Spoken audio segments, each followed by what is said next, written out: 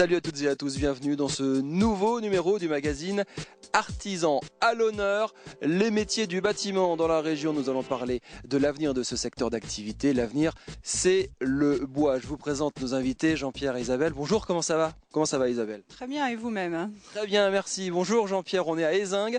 Vous êtes entrepreneur, vous occupez la Fédération du bâtiment. Alors avant qu'on rentre plus en avant dans le détail de cet avenir, le bois avec une maison en bois en exemple de chantier derrière nous, Jean-Pierre, les métiers du bâtiment dans la région, est-ce qu'il y a beaucoup de gens qui travaillent là-dedans? C'est un secteur d'activité extrêmement important. Alors les métiers du BTP, directement le bâtiment emploie 36 000 salariés en région Alsace. L'ensemble de la filière, compris les bureaux d'études, les architectes, tout ce qui tourne autour de la promotion immobilière représente à peu près 50 000 emplois en région. Et c'est quoi? C'est de la construction, donc c'est bois, c'est du béton, c'est plein de métiers en fait. Alors on est à 50% effectivement sur la construction neuve et à 50% sur le marché de l'entretien-rénovation. Partant de là, dans le neuf, on a une fois de plus à peu près 50% de construction et de gros œuvres et 50% de métiers de finition et de seconde œuvre. Quand le bâtiment va, tout va. Dites-moi que le bâtiment va bien pour rassurer les téléspectateurs.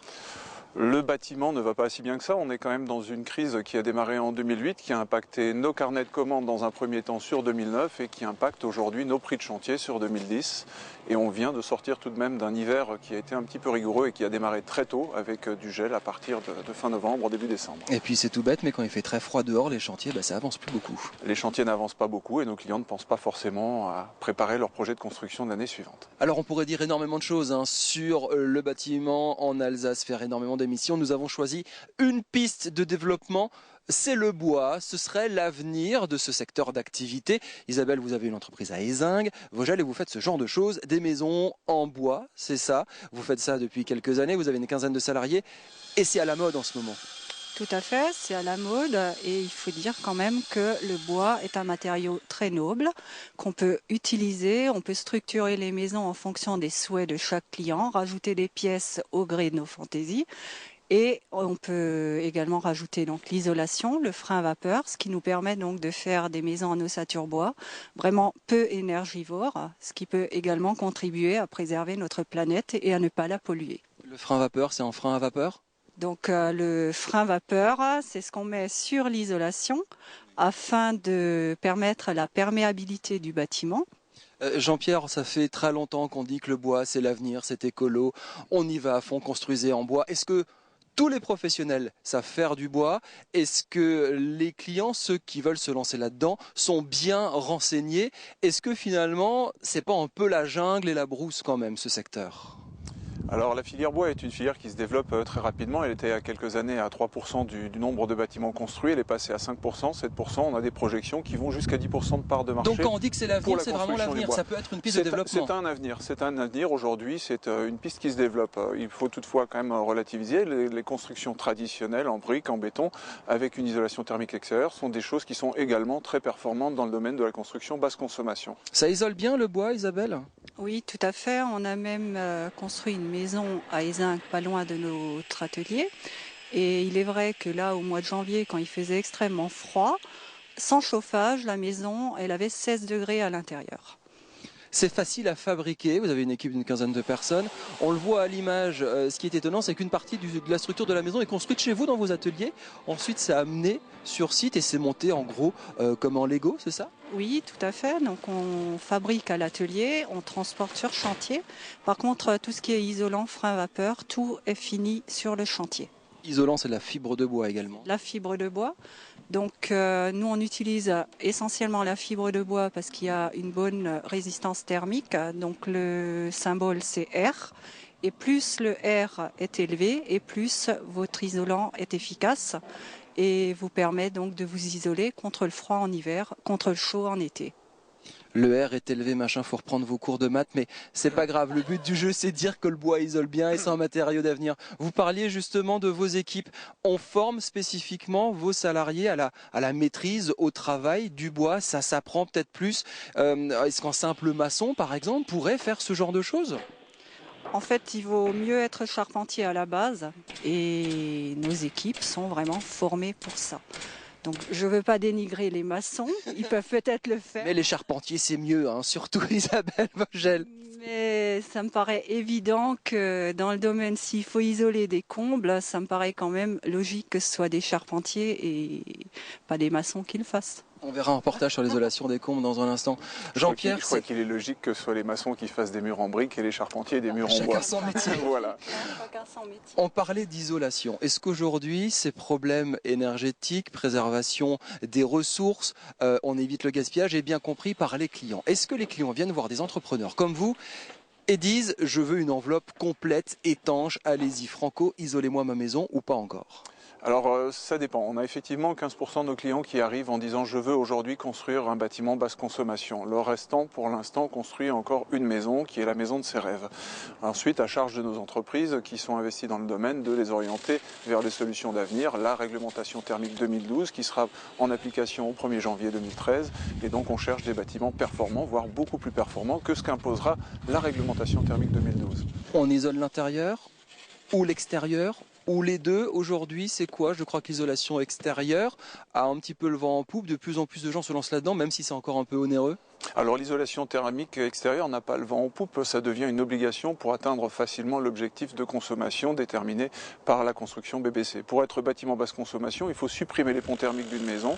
Donc ce qu'on trouve au niveau des planchers hauts, des planchers bas, des dalles, ce sont des points de fuite de chaleur. En traitant sa maison par une isolation thermique extérieure ou par une isolation de masse comme c'est fait dans la structure bois, on arrive à couper ces ponts thermiques. Rénovation, construction neuve, ça marche pour les deux, c'est le même principe? Alors dans le domaine de la rénovation, dès qu'on est sur une maison de lotissement classique et qu'on a un peu de place, il faut passer avec une isolation thermique extérieure, c'est moins onéreux et c'est beaucoup plus efficace. Allez, une toute dernière question avant d'enchaîner, le prix. Ce genre de maison en bois, isolation bois, structure, c'est plus, moins cher qu'une maison maçonnée traditionnelle, Isabelle? À la base, C'est 50% plus cher. non, je dirais pas 50%, faut pas exagérer. Mais à la base, c'est peut-être un peu plus cher, mais je pense que vous rentrez largement dans vos fonds sur la durée, parce qu'une maison, vous ne la faites pas pour y habiter seulement 5 ans. Mais après, si vous avez plus de facture d'énergie et que vous gagnez de ce côté-là, je pense que vous rentrez largement dans vos frais.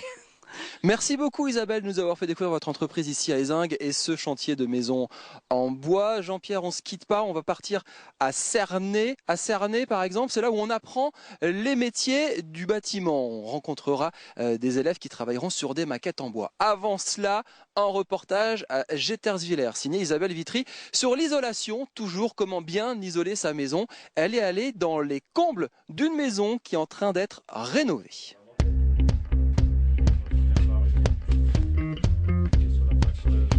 La manière dont elle est chauffée m'importe peu, vu que n'importe quelle énergie, il faut toujours éviter de gaspiller. Par contre, j'essaie de répondre aux exigences du client. Il y en a qui recherchent plutôt les performances, d'autres le rapport qualité-prix, et enfin les derniers, comme ici, qui veulent plutôt un habitat un peu plus écologique et plus sain. L'aménagement des combles est toujours plus délicat parce qu'on travaille dans une autre dimension, on travaille dans des parties biaises qui sont beaucoup plus délicates à traiter que les parties horizontaux pour la tenue de l'isolant et puis pour la mise en œuvre. Ici, on a utilisé donc un produit qui est de la laine de bois mélangée à un peu de laine de chanvre pour la tenue, qui sont des panneaux rigides d'une épaisseur de 10 cm. Donc ce qu'on a fait, on a mis une couche entre chevrons en respectant une petite lame d'air au niveau des tuiles, et après on a mis une deuxième et une troisième couche croisées par devant, et pour finir un régulateur de vapeur. Une fois que l'architecte a déposé le permis de construire, donc on a mis en œuvre l'isolant et l'ossature métallique apte à recevoir après le revêtement plat, et après cela donc le fluide a tout incorporé, à savoir le chauffage sanitaire, parce qu'il y a une douche à côté, et l'électrique.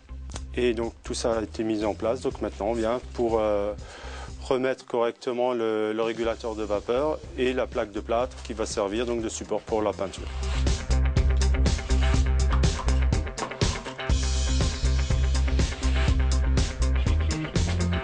On peut adapter tous les matériaux à toutes les maisons, mais pas à n'importe quel endroit. Par exemple, ici, on aurait difficilement pu mettre en œuvre de la mousse de polyuréthane vu l'exigence entre les poutres et de garder toutes les poutres apparentes, à cause des jonctions qui ne seraient pas été très étanches à l'air. On est un peu plus cher que les laines de verre classiques. C'est des panneaux rigides, donc la mise en œuvre est un peu plus difficile aussi, mais ça reste abordable pour monsieur tout le monde. Il y a 2 compagnons qui travaillent. Quand on cumule toutes nos interventions, on part à peu près sur 5 semaines de travail.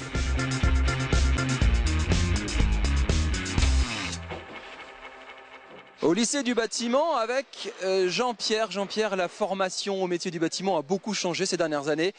En préparant un petit peu, vous me disiez à l'époque, on nous envoyait un petit peu tout et n'importe quoi. Aujourd'hui, il faut être formé pour réussir dans ce secteur d'activité. Oui, effectivement, aujourd'hui, il faut un minimum un niveau CAP pour rentrer dans le bâtiment. Nos métiers sont devenus techniques. On n'est plus sur l'image, effectivement, du travail manuel pur à 100%. On a des machines à commande numérique, on a des tours, on a des pompes, on a des toupies.